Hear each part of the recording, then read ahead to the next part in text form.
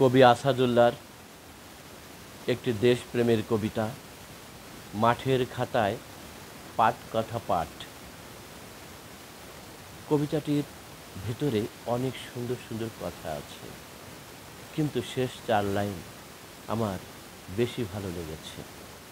আপনারা কবিতাটি পুরোটাই শুনবেন। মাঠের খাতায় পাট কথা পাঠ।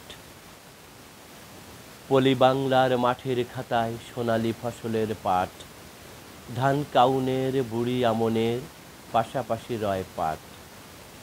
পলল মাঠের বুক জুড়ে পাট ফলায় বেজায় ভালো, সোনালি আঁশের সোনার রঙে বিকিরণ খেলে আলো।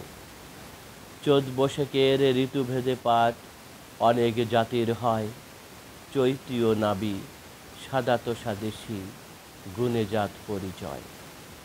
খেতে নিড়াবার সময়ে চাষিরা 12 মাসে গান ধরে, গ্রামীণ জীবনে অসুখ অসুখ উঠে আসে সুর ভরে।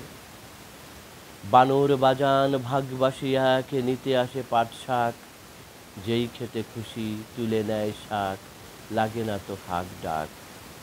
পাটের শাকের তেতো স্বাদ গুণে শরীর নিরোগ হয়, পাটের ডগারা আলোর প্রেমিক সূর্যমুখী যে রয়। চাষির বউর ছেঁড়া শাড়ি আহা ঘরের বেড়ায় নাড়া, চাষার তবন তালি মারা দেখে চোখ করে লোকে টেরা। মনের বাসনা পাটের টাকায় কিনবে তবন শাড়ি, ঘরের মানুষ নায়র যাবে শিকায় পিঠার হাঁড়ি।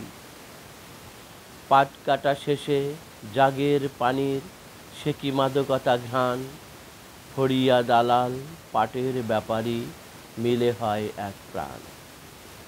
কাঁচা পাট রোদে বাঁশের আড়ায় বুঝিবা টাকার তোড়া, পাটের খড়ির আঁটির আড়ালে শিশুকাল আছে ঘেরা।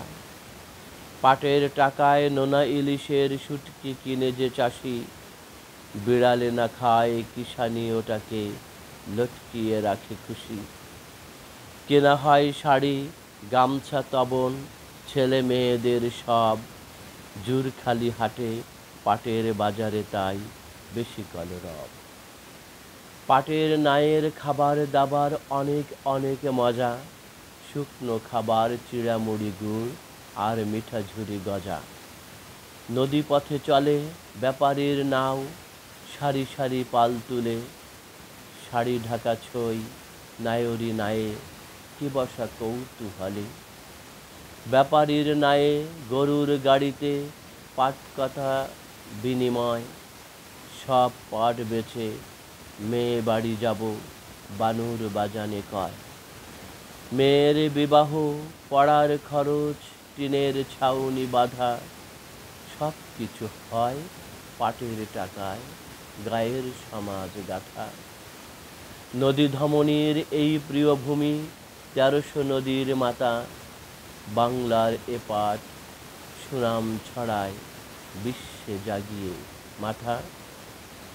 তবু কৃষকের সুদিন আসেনি পাক শাসকের হেতু, এদেশে যখন সড়ক ভেঙেছে ওখানে গড়েছে সেতু। যতই ঘনায় পাট কাটা দিন চাষিদের মন নাচে, পাট বেচে বুঝি শোধ করে দেবে ধার দেনা যত আছে। দিয়ে বরা ভয় ইতিহাস কয় নিবিড় পীড়ন পাট, 6 দফা বলে আলোড়নী এক যুদ্ধ ফসল পাট। পাটের সুদিন ফিরেছে আবার বহুমুখী পাট পণ্যে, বিশ্ব বাজার ধরতে আবার আইন বিধি গণ্যে। মাটির হারাম পলিথিন ব্যাগ সর্বদাই তাহা ত্যায্য, পাট পরিবেশ বান্ধব জানি পলিহীন হোক রাজ্য। খেলার পুতুল উড়ার বিমান বসবার মোড়া নিচু, উত্তম আসন সোফার কুশন শাড়ি স্যুট কত কিছু।